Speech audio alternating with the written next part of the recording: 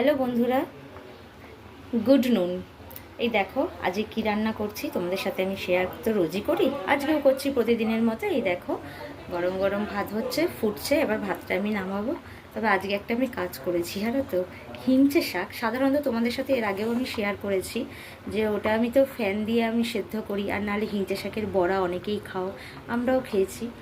আজকে মাকে জিজ্ঞাসা করলাম যে এটা আর অন্য কীভাবে করা যায়, তো ওটা না আজকে একটু পেঁয়াজ টিয়াজ দিয়ে, পেঁয়াজ, শিম, বেগুন একটু টুকরো টুকরো করে কেটে আমি আজকে হিঞ্চে শাকটা চচ্চড়ি করেছি। জানি না, নুন মিষ্টি দিয়েই করেছি, জানি না কেমন লাগবে, বড়িও দিয়েছি। দেখা যাক, এখনও তো টেস্ট করিনি, খাওয়ার সময় টেস্ট করব, তারপর তোমাদের জানাবো। হ্যাঁ, আচ্ছা। আর করেছি এই দেখো, এটা দিদাকে একটা রুই মাছ, বাটা মাছের ঝোল করে দিয়েছি, এটা আমাদের দিদা খাবেন। আর আমাদের হচ্ছে এই ছোট ছোট বাটা মাছ আর আলু বেগুন দিয়ে ঝোল করেছি, টমেটো ধনে পাতা দিয়ে।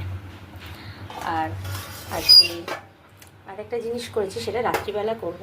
একটু চিকেন আনা হয়েছে, চিকেনটা ম্যারিনেট করে রেখে দিয়েছি, এটা রাত্রিবেলার জন্য, এটা রাত্রিবেলা করব।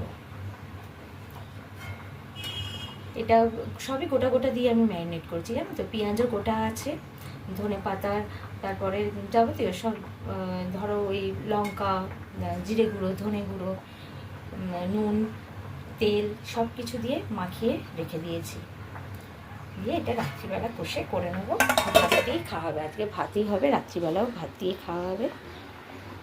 তো বন্ধুরা, তোমরা ভালো থেকো, সুস্থ থেকো, এই কামনা করি। তো টাটা।